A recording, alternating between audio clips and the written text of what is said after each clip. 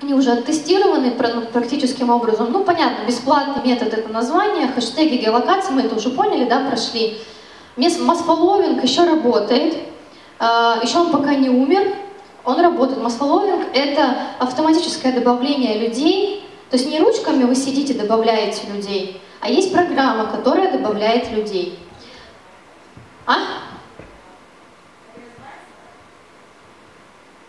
Сейчас, вот магия случилась. Вот они, программы масс-фолловинга. То есть это самые хорошие программы, которые на рынке очень качественно работают. Я лично только на Инстасофте работаю. Уже целых 2 года я его не меняю. Вот здесь важный момент. Все, что не родное Инстаграму, могут быть забанено. Но у тебя вот тут видишь, такое есть слово «лимиты». Если мы подходим с головой и правильно, никто ничего не тронет. Да, каждый день 900 подписок, 900 отписок. Если новый аккаунт, вы его только вчера создали, то вы сначала ручками набиваете 300 человек, проходят 3 недели, и вы по чуть-чуть включаете, масс-фолл, по 200 человек, по 300 человек. Когда аккаунт, старым аккаунтом является 3 месяца, и это 3 месяца вы постоянно должны постить фотографии. Если вы, например, 3 года не трогали аккаунт, он вас может забанить, потому что вы не было активности. Да? Да, на все. Есть на все есть на все лимиты. Есть лимиты на лайки. Хорошо, лимиты. Сейчас скажу, в час вы можете поставить 60 лайков всего лишь. Да, тебе скажут, это действие тебе запрещено. Сначала тебя забанят на 2 часа, потом на 4, и потом на сутки, а потом будет предупреждение о закрытии аккаунта.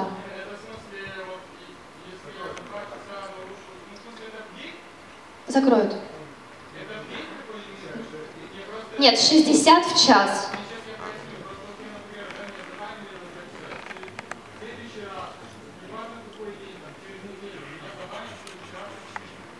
Да.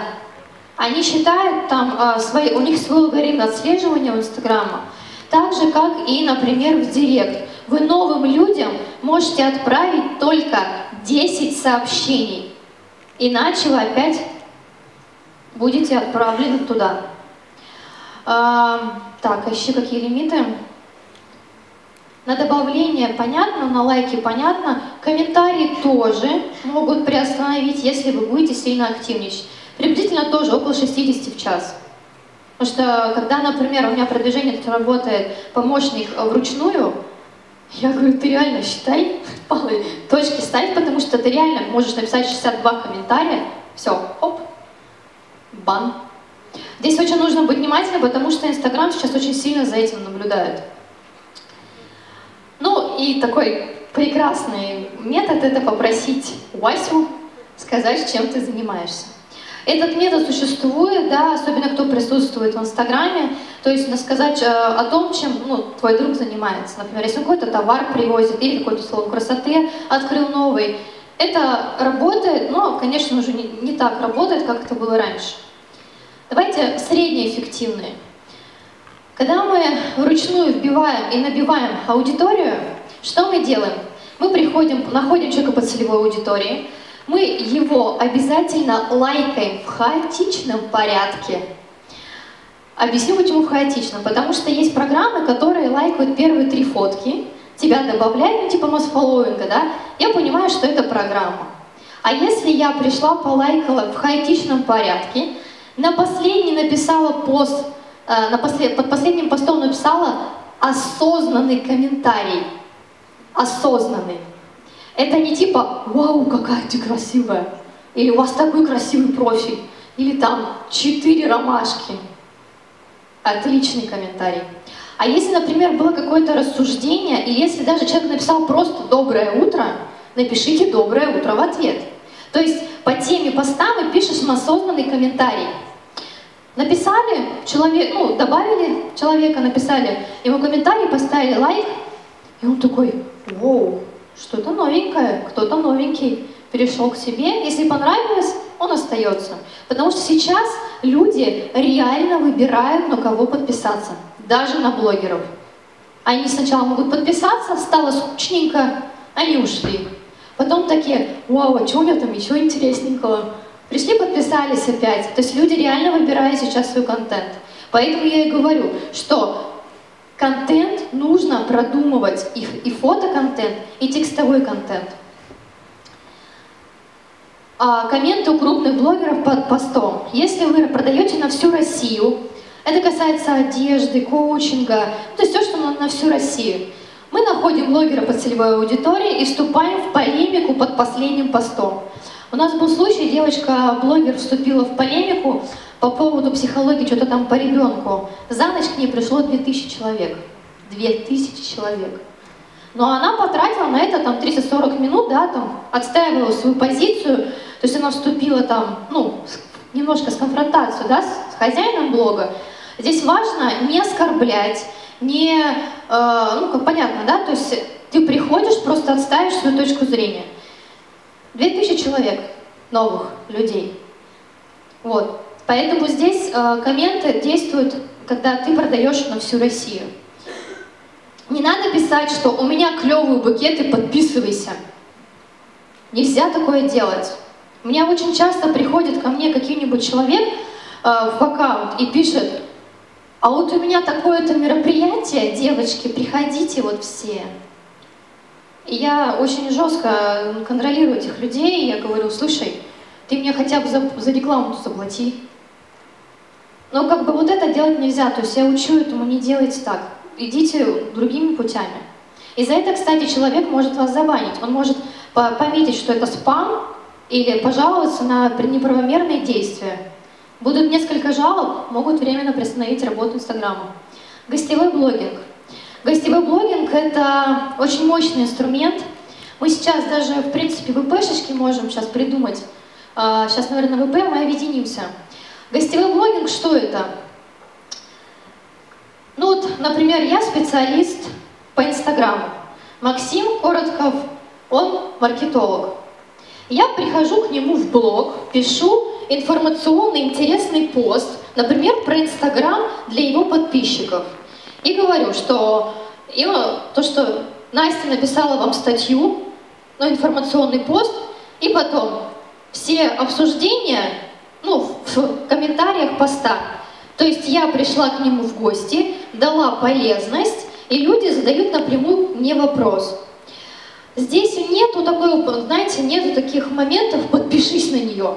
Ну, подпишись на нее. Здесь есть просто поделиться информацией с человеком. И также потом он приходит в мой блог, пишет информационный пост для моих читателей, да, ну, под целевую аудиторию подстраивается. Им стало интересно, они перейдут на него, подпишутся. Это называется гостевой блогинг. Мы ходим друг к другу в гости и, получается, объединяем аудиторию. Акции. Вот все виды акций, которые в Инстаграме существуют, которые в Инстаграме работают. Но акции нужно продумывать очень серьезно, потому что кто-то может дать скидку, а кто-то не может дать скидку. Кто-то не может подарить что-то бесплатно, да, потому что, ну, шубу же не будешь бесплатно дарить. Вот здесь просто разные виды, и нужно подбирать.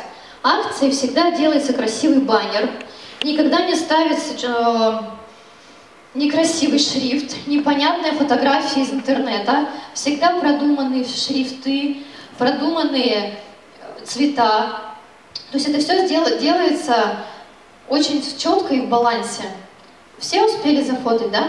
Какие виды? Нематериальное очень прикольно заходит. Не что такое нематериальное? Ну вот смотрите, да? Например, кто у нас? Салоны. Кто у нас еще? Какой у нас еще есть вид бизнеса? Я помню про твои ритуальные услуги.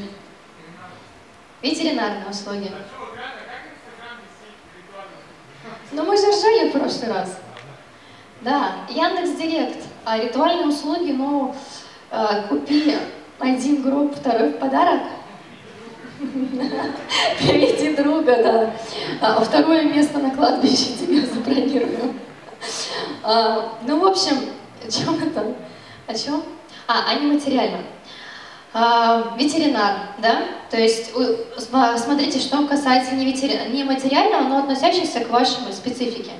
Например, ты какую-то даешь, там, я не знаю, инструкцию, как ухаживать за, не знаю, там, после операции за собакой. Какой-то вебинар, какую-то коротко записанную инструкцию. То есть мы заботимся, то есть какую-то масочку, таблеточки бесплатно дал, девочке масочку. Девочка сделала, например, макияж, ты ей хоп, масочку дала.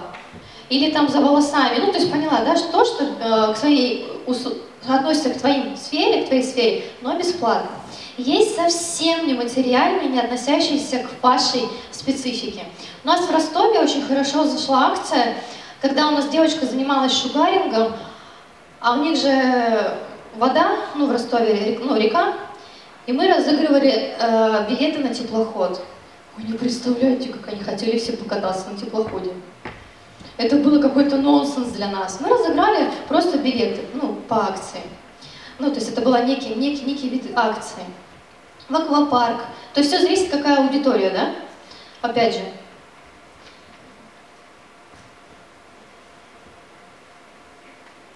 Конкурсы. Очень хорошо заходят конкурсы сейчас, но не сложно. Никаких репостов. Не надо 10 тысяч человек отмечать. Не надо подписываться на 100-500 людей. Просто отметь подругу, получишь подарок и ты, и она. Все. Все просто. Но конкурсы нужно подкреплять платными методами. Разместиться в каком-нибудь паблике, это мы позже дойдем, разместиться у блогера или запустить таргетированную рекламу. Потому что особенно на старте у вас еще нет людей, да, среди кого вы будете разыгрывать конкурс. Вам нужна новая кровь. То есть конкурс запускается для того, когда она отмечает одну подругу, подруга это видит, переходит, может отметить свою подругу. Ну и вот эта цепочка, она запускается. Люди переходят, подписываются, отмечают, подписываются, отмечают. Ну и так без конца. Здесь понятно? Кто-нибудь пробовал, кто сейчас продвигается в Инстаграме, запустить какую-то либо акцию?